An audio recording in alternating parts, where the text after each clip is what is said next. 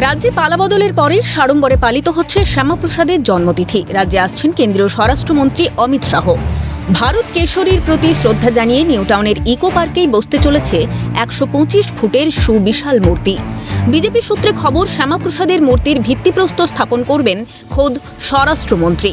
এছাড়াও শ্যামাপ্রসাদের পৈতৃক বাড়িতেও যেতে পারেন শাহ।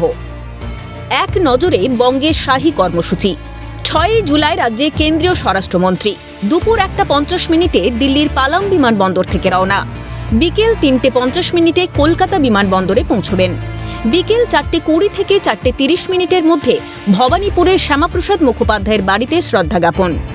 বিকেল ৪টে ৫০ থেকে ৫টা ১০ নিউ টাউনের ইকো পার্কে শ্যামাপ্রসাদ মুখোপাধ্যায়ের ১২৫ ফুটের মূর্তির ভিত্তিপ্রস্তর স্থাপন।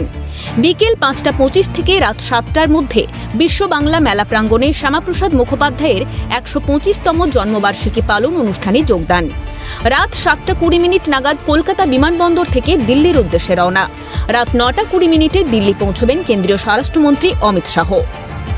এটা প্রত্যেকটা ভারতীয় জনতা পার্টির কর্মীর কাছে অত্যন্ত আনন্দের বিষয়। সে পশ্চিমবঙ্গের বিজেপি কর্মী হোক কিংবা শুধু লাদাখের বিজেপি কর্মী, যারা বিজেপি করেছেন, যারা আমাদের মতাদর্শের সঙ্গে সম্পৃক্ত হয়েছেন, তাদের কাছে উল্লেখযোগ্য দিন।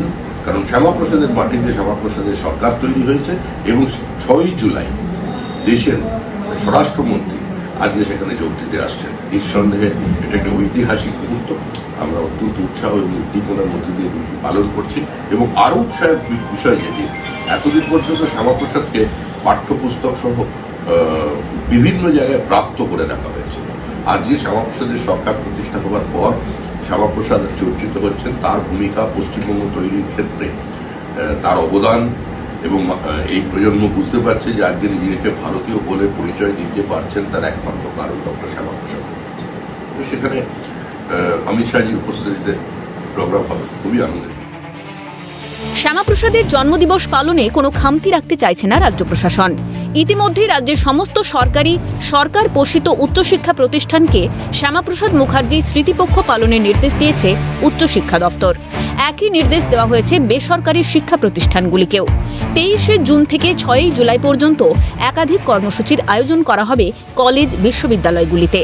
প্রতিষ্ঠানগুলিতে আয়োজিত এই অনুষ্ঠানের নামকরণ করা হয়েছে ডক্টর শ্যামাপ্রসাদ মুখার্জি স্মৃতিপক্ষ। অন্যদিকে হুগলির জিরাটে শ্যামাপ্রসাদ মুখোপাধ্যায়ের পৈতৃক ভিটে সংস্কারের সিদ্ধান্ত নেওয়া হয়েছে।